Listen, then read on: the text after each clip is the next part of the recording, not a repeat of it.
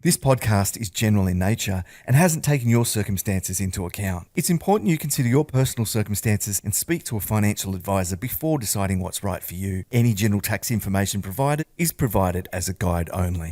Hi, Shane. Hi, Mee. Welcome back. Shane, I just had a look at the top trending terms on your favorite social media platform, or Elon Musk's social media platform, or Trump's also favorite social media platform. That's X or Twitter.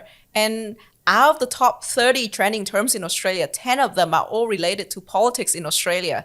Things like Angus Taylor, Canberra, Greens, Peter Dutton, and Kirribilli. So I feel like that's consuming everyone's interest right now. It's no longer the share market's fault, even though they are still way down from the peak, 8% down from the peak. It's also not the tariffs either. Yeah, it's interesting. One thing I notice about investing or anything, that an issue can come along and it only attracts everyone's attention for a little while. And then even like the share market could still be way down. Like at the time of the GFC, the share market falls 55%. It's still way down, but if it's stable now, you don't hear as much talk about it. And I think the same thing is happening this time around. So the share market sort of had these wobbles, but we haven't had the big further leg down. I mean, by the time you listen to this, we might have had another leg down. But in the meantime, the elections come along.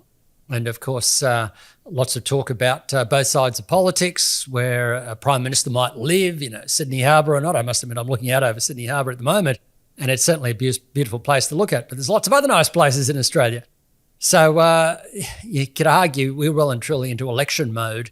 I mean, to me, it's always interesting, Australian elections. I think the good news is that what's at stake is nothing like what you see in many other countries. Both sides of politics are usually fairly sensible.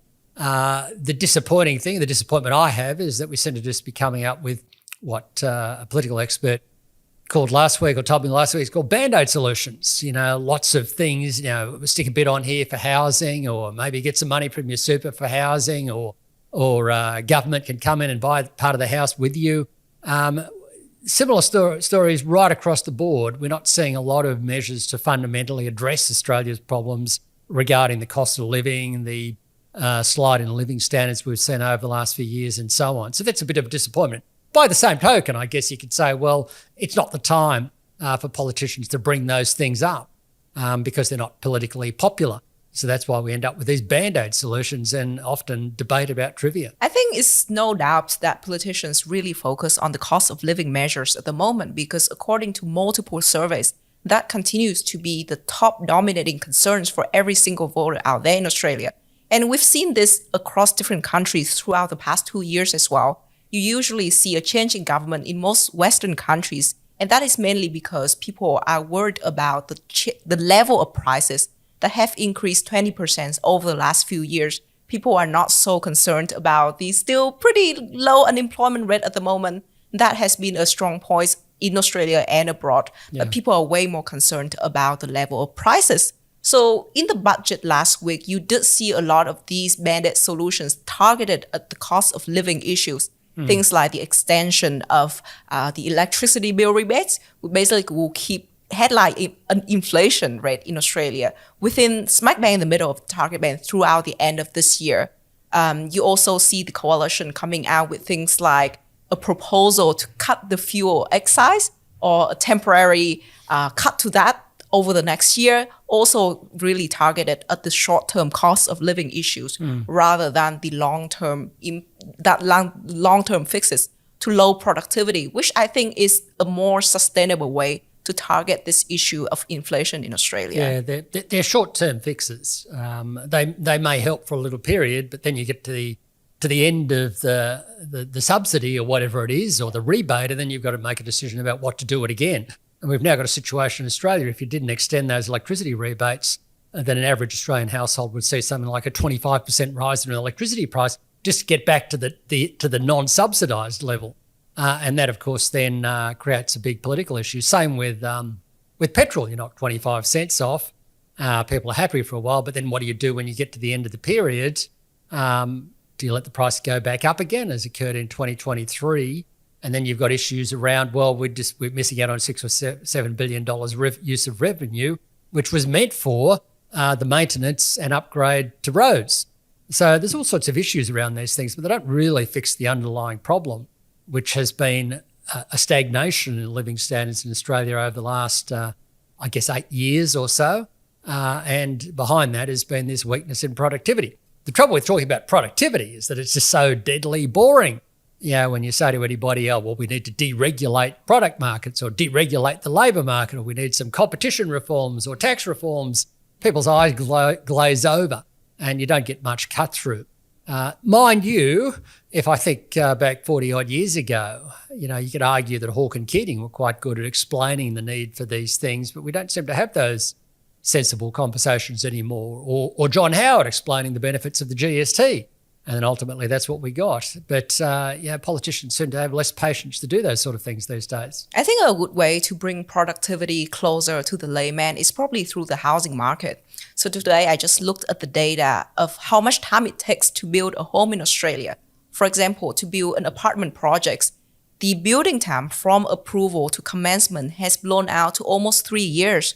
Before COVID, back in the apartment boom of 2015, it used to be 1.5 years. Yeah, that's amazing. It's almost ridiculous. Yeah. And that's before, and that's not allowing for the longer time it takes to get approvals. Yeah, so that's really highlighting the fact that productivity, particularly in the construction industry, has gone down in Australia over the past few years in the middle of a housing shortage. So the key to get more affordable housing or even more affordable groceries really is to actually get more productivity out of most areas of the economy. But how would you do that if you were the PM and you have to redo the budget that was basically released last week? What would you really change? Well, housing is a case in point. A lot of the reason for the blowout is, there was always an issue there with the shortage of labour and shortage of parts or building materials. That issue is now being resolved. Shortage of labour is less of an issue now. But obviously we have a competition in Australia. We've got government building lots of infrastructure projects at the same time that we need to build more homes. So maybe government could go a little bit slower. There's also an issue with too much regulation. One of the reasons it takes longer to put up a house or a unit is a lot more regulatory controls. Maybe they need to be relaxed. Why does it take so long to approve things through councils and their approval process? Why does it take so long? That can be shortened. I also saw some figures recently which showed that something like in Sydney, $575,000 of the cost of a house and land package. This is a new house and land package. I guess the total is something like $1 million or something like that. More than half of it is taken up in taxes and charges, whether they're infrastructure charges or whatever. So that, again, sounds excessive to me. So there's all sorts of things. A lot of them relate to government here, removing regulation, lowering the taxes. If we're going to put houses up, why do we spend so long getting them approved? And I think a broader issue, finding ways to take pressure off our cities. I know a lot of people say just jam more people in our cities. You can only take that so far, and then we get a decline in living standards in Australia. We need to find a way to enable more people to live outside our major cities in similarly larger cities, but not as big as the big ones, and take the pressure off. So there's a whole bunch of things that can be done there just in relation to housing. If we do that, then I think we can improve productivity in housing, improve the housing supply, and that is the basic issue here. When I think about housing policies in Australia, there's good and bad policies. A good policy is anything which increases the supply of housing relative to underlying demand. So yes, make sure demand doesn't get out of control, keep immigration under control, but by the same token, make sure we get supply up. Bad policies are where we just give handouts to first home buyers. We enable them to get a bigger deposit. The government comes in with them. We enable them to access this. To me, all those things are just band-aid solutions, and the only benefit is existing homeowners because prices go up. Even interest rate cuts. I think we were just talking about this. Deanna did the calculations. Interest rates came down. You can borrow, $9,000, $10,000, $11,000 extra now if you're an average borrower. But guess how much house prices went up on average around Australia over the last month or two? That same amount. It was all eaten up. So that's not going to solve it either. It has to be a fundamental solution. Get the supply out there. Make it easier for home builders to supply those homes. I think there are two issues here. One is that if you're long in the market, so you've been long in the market for 30 years now, you probably love these policies because it actually boosts house prices up. And the simple fact is that 2/3 of households in Australia actually own a home. So I do find it very hard to see politicians catering to just the 1/3 that are renting. That's true, but that's the problem. But they need to be altruistic. I'm thinking of everybody here, and I think it's unfair that someone in a position like I was 30 odd years ago can't come along and buy the same quality house that I could and find that affordable and get the mortgage down in a reasonable space of time. That to me just seems unfair and I think unsustainable too, because at some point younger generations will get annoyed. Now, of course, it used to be millennials who will get annoyed, but they're now on the gravy train as well. The Gen Zs are getting on the gravy train. So what are we going to wait for a generation alpha? But at some point, there will be a backlash against all of this, and that's what's starting to show up. That's why we're seeing more support for independence. That's why we're seeing polarisation. You have to address these issues. If we don't address them, it's going to cause social dislocation. I guess the second issue I was going to say, and that's related to what you just said, is that it's good to see Australia being quite centrist because we have preferential voting here in the election. Yay. But fantastic. It is very good. But on the other hand, you don't really see radical changes proposed by either major parties. So if you look at what's being put out there, both from the Labor and the coalition governments, then most of the solutions they put out actually related to demand rather than supply fixes. So I think in the short term, it is really hard to see this supply shortage being eased quickly in Australia. So I guess that's an Australian quirk. We're very centered. Maybe, but it's harder to see radical changes, unlike what we're seeing abroad, say in the US, for example. Some people say that it might be a bit more exciting to look out there because it's a little bit boring here at home. Oh, maybe, but I reckon it's important that democracy is compulsory in Australia. It's an amazing thing because it gravitates us towards the centre and avoids those silly extreme solutions, whether on the extreme right or the extreme left. So I think that's a good thing. But I don't, yeah. The time where we saw sensible policies in the US was several years ago now. To go back to Reagan. That's not several years ago. That's several decades ago. But the same sort of policies arose in Australia, supply-side reforms, which reinvigorated US economic growth, got it out of the malaise of the 70s. What I'm seeing coming out of the US, I mean, there's some sensible things in there. Yeah, where are they? Well, what's sensible coming out of the US in recent days? I'm going to struggle now. No, there are some sensible things in there. I tend to prefer lower taxes than higher taxes. I think it makes sense to deregulate. I think it makes sense to keep bureaucracy down. But the problem is that right here, right now, those things are being overwhelmed by poor implementation and lots of noise around tariffs. And I don't see any logic behind the tariffs. I can see where they're coming from, that some Americans anyway, may feel that they've lost their neighbourhoods, they're no longer the factory there making things. But we've seen the same thing in Australia and we've managed generally to move on. You go to places like Newcastle, you go there 30, 35 years ago, the steelworks across the river.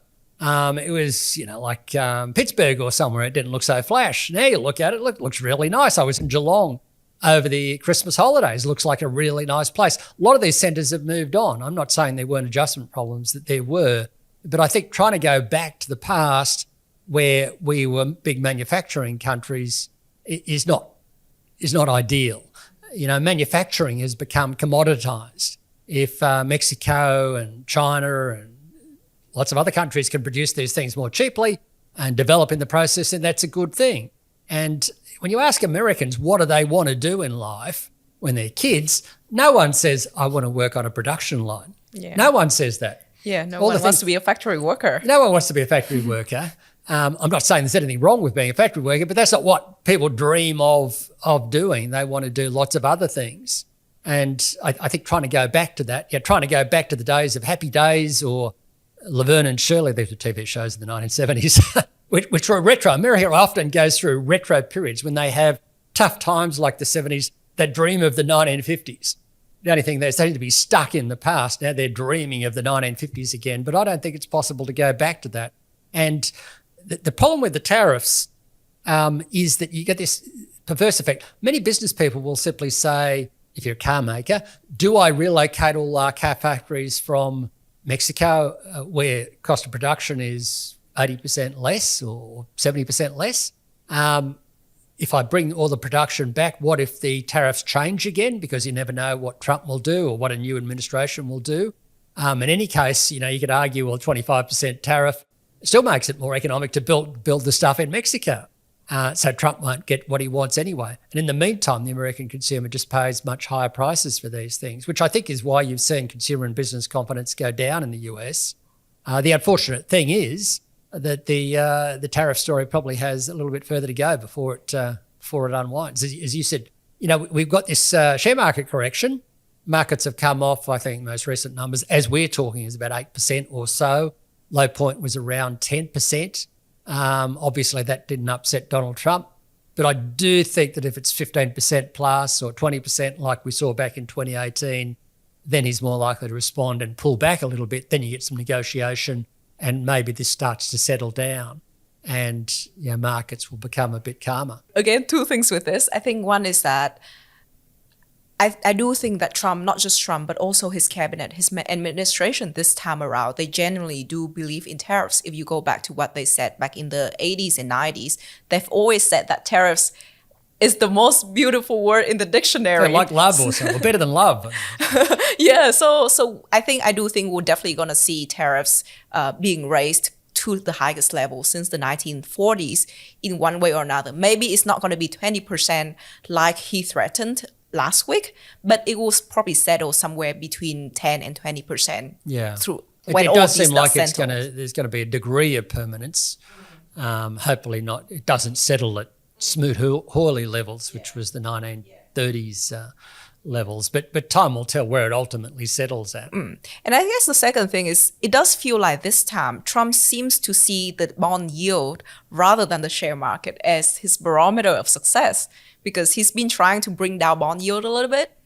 All of these negative sentiment from consumer and business, as well as some lower consumer spending data, has started to translate into things like the GDP now model, which is basically a nowcasting model of where GDP growth is in the US. It's showing a negative number right now. So it has been successful in actually bringing bond yields down just a little bit, and he seems to be quite happy with that. What do you think about it?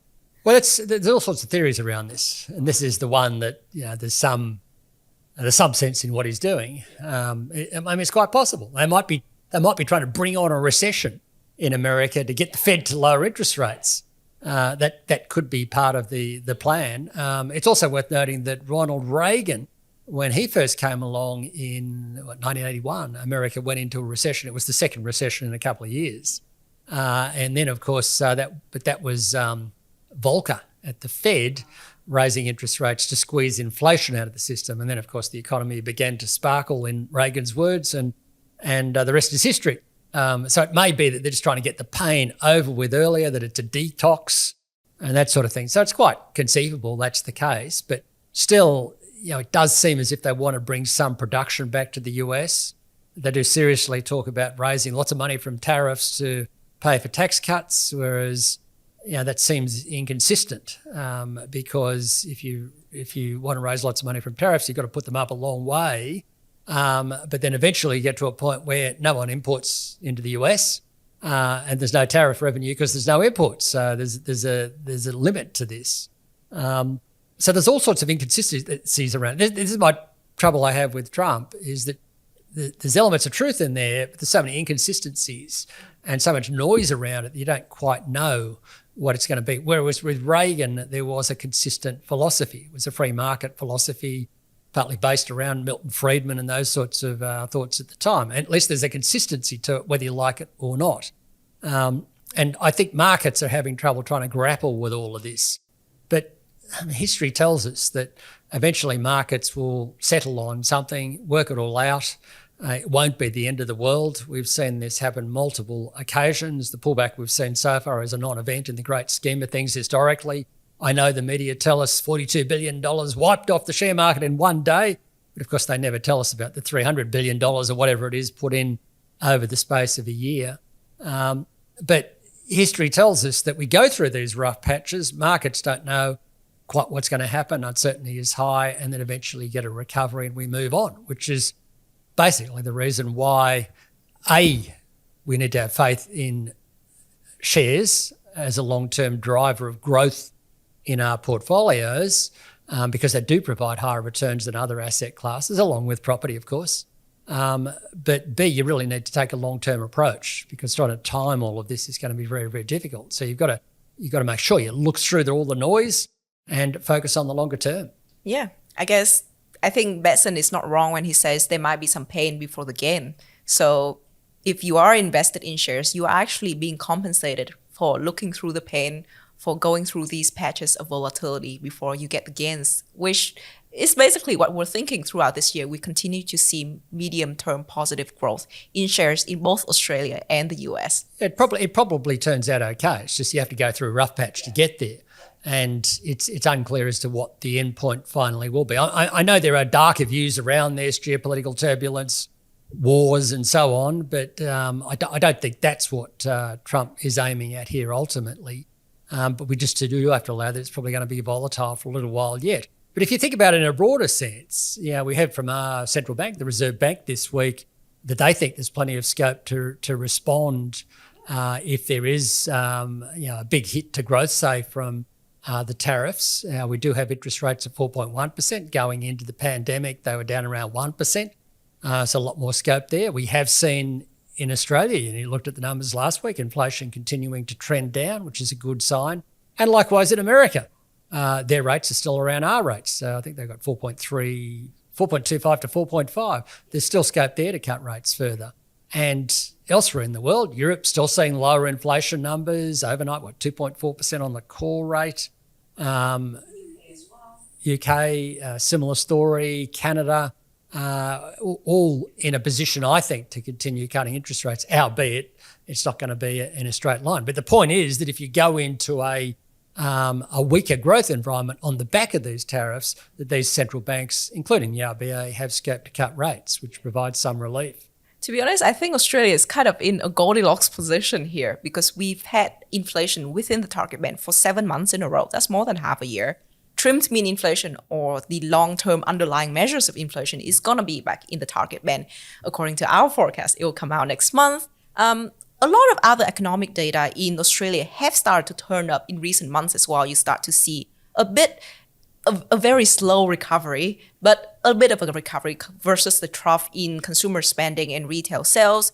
Building approvals and business sentiment are also starting to turn up as well. Meanwhile, the labor market is still holding up. And as you said, the RBA has plenty of scope to actually cut rates because according to their own admissions, rates are still restrictive. So if you focus on these domestic pressures, we should be pretty positive throughout this year. Yeah, it's not that bad.